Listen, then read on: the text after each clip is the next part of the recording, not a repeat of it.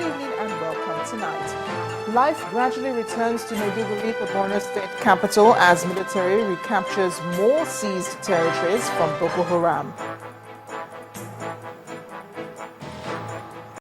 Female suicide bomber attacks GSM markets in Pisum, Yobe State, killing 5 people in one fell swoop.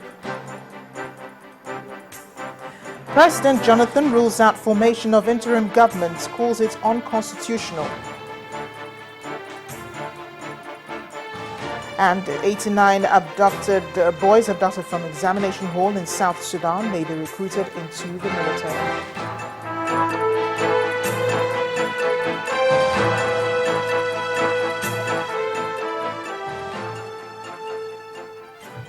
We begin tonight with a tale of tragedy in Pisum, Yobe State. A female suicide bomber detonated a bomb at the entrance of the GSM market, killing 5 people on the spot. According to an eyewitness, we saw the girl and we became suspicious of her movement. And when one of us tried to whisk her away, the bomb went off, killing both of them and 3 others, while several others sustained injuries and are being taken to the General Hospital in Pisum. The police public relations officer, Tuing Badigeshin, who confirmed the incident, said details of the blast are still being expected.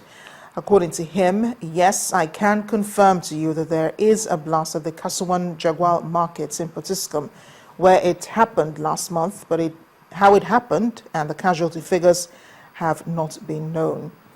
A top hospital source told Channels Television that rescuers have been rushing victims to the blast to the Pisum General Hospital for urgent medical attention.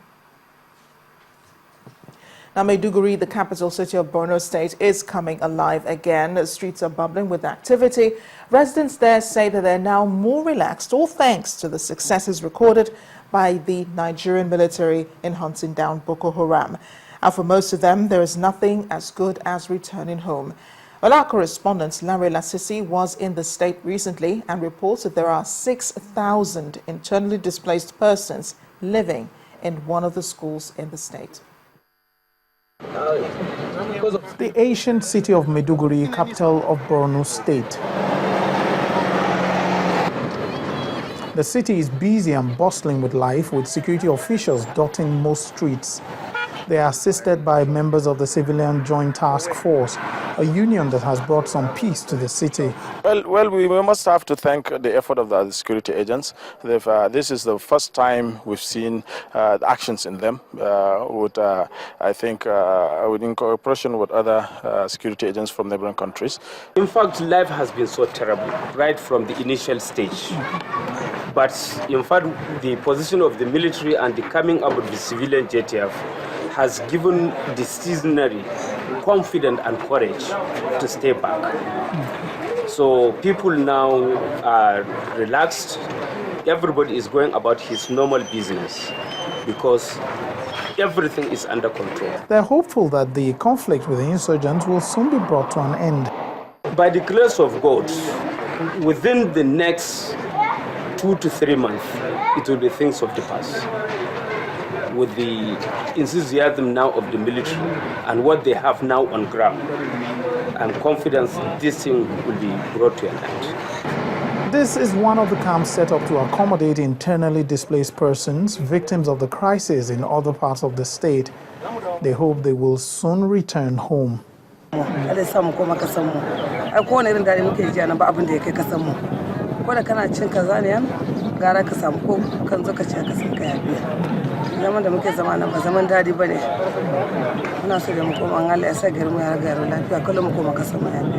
Well, I'm here at one of 9 camps for internally displaced persons here in Maiduguri, Borno State. I'm told here they have over 6,500 people in this area.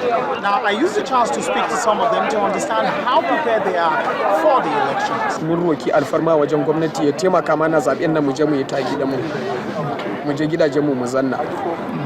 Abinci ko kaza ne kake ci amma idan ba gidanka ne zaka ci ba ba za ka ji daɗin cin da kake yi ba. Amma idan a cikin gidanka ne fa za ka ci hankalinka a kwance. Abin kenan. Even in the streets of Maiduguri, people say they are ready for the elections. Allah ya damu shirya za mu yi zaɓe kuma muna fatan za mu yi lafiya. Allah ya. This city is the closest to the troubled parts of the country that are under the control of the Boko Haram insurgents. And as security forces confront the insurgents outside the city, residents hope the peace they enjoy now has come to stay.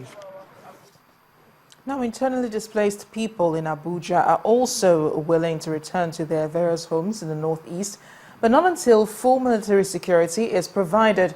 Others say unless there is disarmament and a full mop-up of arms used by Boko Haram, they will not return home. Well, our correspondent Amaka Okafor visited the camp where the IDPs are kept in Abuja. Please, her report.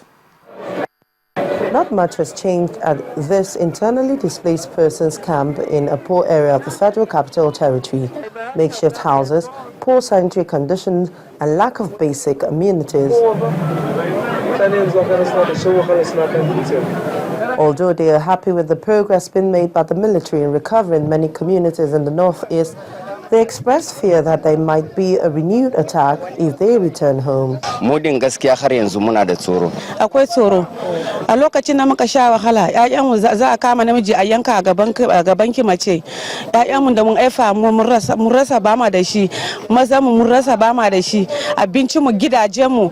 To wani iri hikima za yi mana wanda za mu koma di. Muna marmari mu koma gida, amma gaskiya muna tsoro yana yin kayan yakin da yake tare da su. To enable them return home, they have asked the government to ensure that they mop up the arms and ammunitions in the area, and for soldiers and other security agencies to remain in the communities for at least 6 months post-operation. That way, they would be happy to return home. Tabbaci ce abin da muke so, ai mun fi so mu tafi garin mu, amma in babu yan tsaro ba za mu mu tafi wurin ba. Duk da haka ma in ba muna ji cewa sojojin Faransa ne na Cameroon ne wanda suka shiga wurin ba, ba mu ji cewa sojojin Nigeria sun shiga wurin ba. Amma in sun shiga sun zuba mana yan tsaro a wurin, mun fi so mu je garin mu je mu jefa kuri'a wurin sosai. Kayan yakin su wannan ya taru ya kare ko an maganta su, wannan ko yanzu an ce mana mu koma gida za mu koma. In ba haka ba gaskiya kar mu zo mu koma har yanzu su sake gama da mu. Ku yau ne aka ce mun shiga mota in je goza in da security. Okay, so in sojoji a cikin goza za ka je amma zan je in ba soja ba zan je ba. For others, however, returning home depends on first-hand information from their relatives before they can make the move. Muna so mu koma amma ba mu ji labari kauyen mu cewa an fara zuwa ba, amma ana zuwa iri Adamawa abinda ya kama gefen Micika Mubi ana komawa, amma wurin mu goza tukuna ba su iso ba, amma muna so mu iso wajen ma saboda mu muna da hope na tafiya Allah kawo soki. One thing is certain, these Nigerians are tired of their conditions of living and are no doubt ready to return home. However, they want the federal government to do more than recapture their communities by ensuring the security of lives and properties before they can return home. Amaka Okafor, Channels Television News. And the Nigerian military says it has stepped up offensive against Boko Haram in the northeast, consolidating on its victory in Baga, Borno State. Director of Defense Information, Major General Chris Olukolade, said cordon and search in Baga continues with the discovery of more arms abandoned in some houses in the surrounding areas by fleeing terrorists. Major General Olukolade added that a number of individuals who claim to be residents are also being interrogated to ascertain their identity and their motive.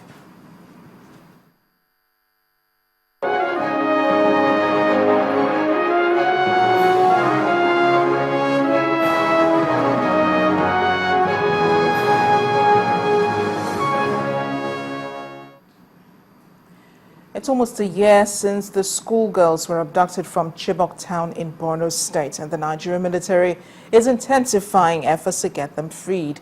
The Bring Back Our Girls campaigners are not resting too, as they continue to pile pressure on the federal government. Addressing the news conference in Abuja today, the group said conflicting reports and lack of evidence have often trailed the claims made by the military. Our correspondent Omelogo Nadi reports.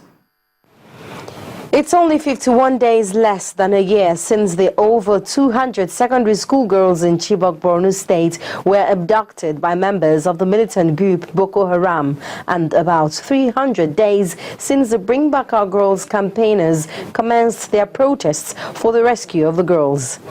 2 weeks ago, the general elections were postponed on account of the insurgents in the northeast, with the military announcing plans to commence a 6-week multinational offensive to recover lost territories and decimate the insurgents. 1 week after, the Bring Back Our Girls campaign group, which commenced the monitoring initiative, says claims of victory so far announced must be supported with evidence.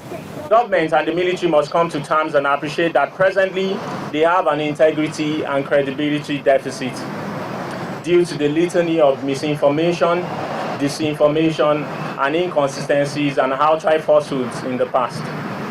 Accurate reporting in times of war is a critical tool for winning battles. We therefore demand that the Defense Headquarters takes immediate steps to provide, alongside its releases, as much on the ground evidence of its battlefront actions and successes, that is, verifiable images and audio visuals from the battlegrounds. While the group lauded government's efforts, they raised issues such as the delay in commencing this offensive and the continued suggestion from some quarters that the kidnap of the girls and the campaign for their rescue are scams. As our people will say, it is better late than be delayed.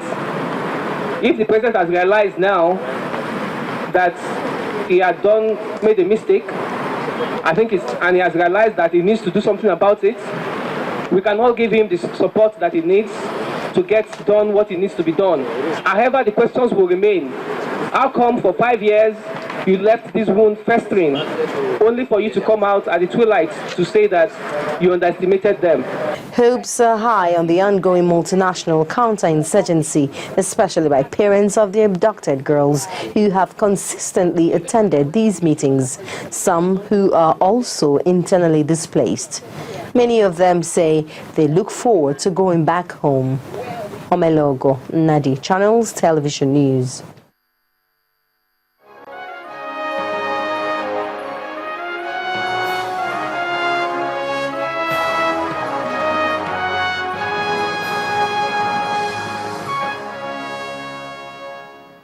President Goodluck Jonathan has assured Nigerians that he has no intentions of heading an interim administration.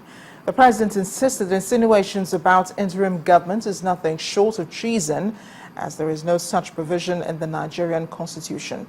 The president, who was delivering a goodwill message at a church service to mark the beginning of this year's Catholic Bishops' Conference in Abuja, thanked Nigerians for showing understanding following the shift in the date of the presidential elections. Our State House correspondent, Chukuma Onekwusi, has more.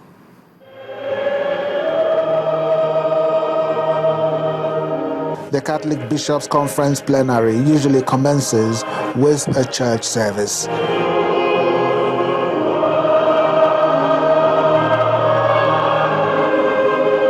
That's what happens here as Catholic bishops from all parts of Nigeria and beyond gather for their annual conference.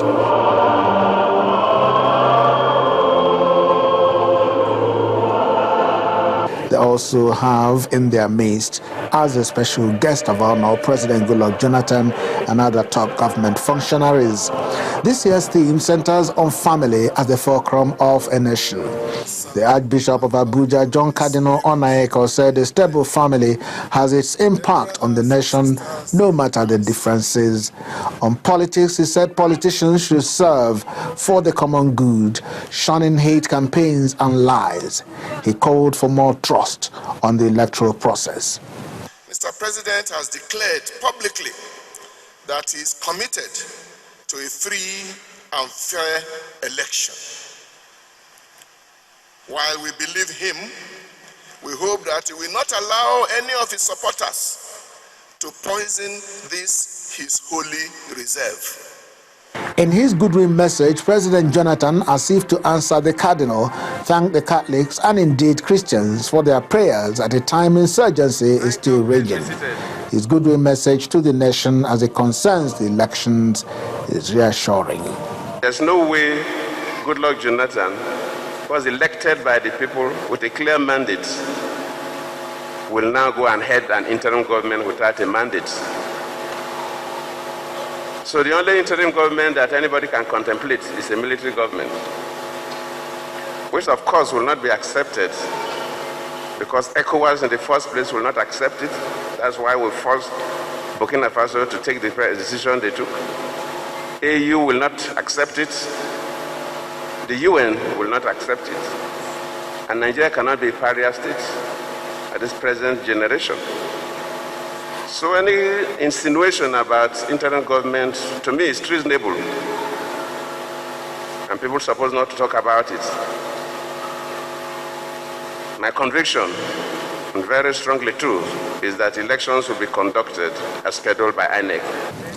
There were prayers for the church, governments, those in leadership position, and the need for a peaceful election in Nigeria, the poor and the needy, and the internally displaced persons scattered all over the country following insurgency. Drawing from the theme for this year, good families make good nations. The prayer is that as they depart, they will go back to their families and do those things that will bring progress, not just to the families, but also to the nation. Chukwuma Onwekusi, Channels Television News. In part two, after the break, All Progressives Congress, the APC, and the People's Democratic Party are continuing the contest for power. That's in a moment. Please stay with us.